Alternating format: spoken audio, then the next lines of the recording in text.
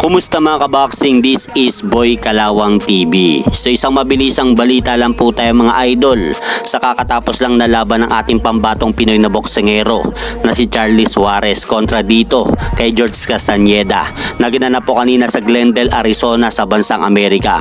So isang magandang balita nga po dahil wagi nga po ang ating Pilipinong kababayang boksingero na si Charlie Suarez dahil tinalo nga po nitong kanyang kalaban sa pamamagitan ng third round technical knockout matapos nga pong pakawalan ng Pinoy na boksingero ang kanyang pamatay na counter left cross upang tumama nga po sa panga ng kalaban. At mapapansin nga po natin dito mga idol na hindi nga po inaasahan ni George Castañeda ang pinakawalang solidong left cross na yan ng Pinoy na boksingero. Kaya bagsak nga po si George Castañeda sa ikatlong bahagi ng laban.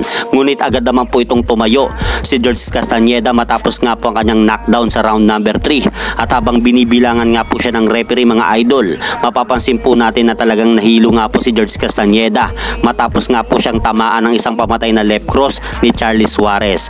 Habang ipinagpatuloy pa rin po mga idol ng referee ang kanilang laban bago matapos ang 2 minuto sa round 3. At dito mga idol, wala na nga pong sinayang na pagkakataon ng Pinoy na boksingero na si Charlie Suarez dahil dito na nga po pinaulanan ng Pinoy na boksingero si George Castañeda ng mga pamatay na kombinasyon na suntok upang dito na nga po pumagitna ang referee para itigil ang laban. Kaya dahil po dyan mga idol, panalo nga po si Charlie Suarez via third round technical knockout at napanalunan nga po nito ang titulong WBO International Junior Lightweight title. At umabante na rin po ang malinis nitong kartada sa 18-0 with 10 knockout. Habang bumagsak naman po ang kartada ni George Castañeda sa 17 wins with 4 losses. Kaya binabati nga po natin mga idol si Charlie Suarez sa kanyang impresibong panalo kanina sa lugar ng Amerika sa Glendale, Arizona. Samantalang panalo rin po ang isa pa nating Pinoy na pambatong boksingero na lumaban sa card ng Jaime Munguia versus Eric Basinian na si Demler Zamora.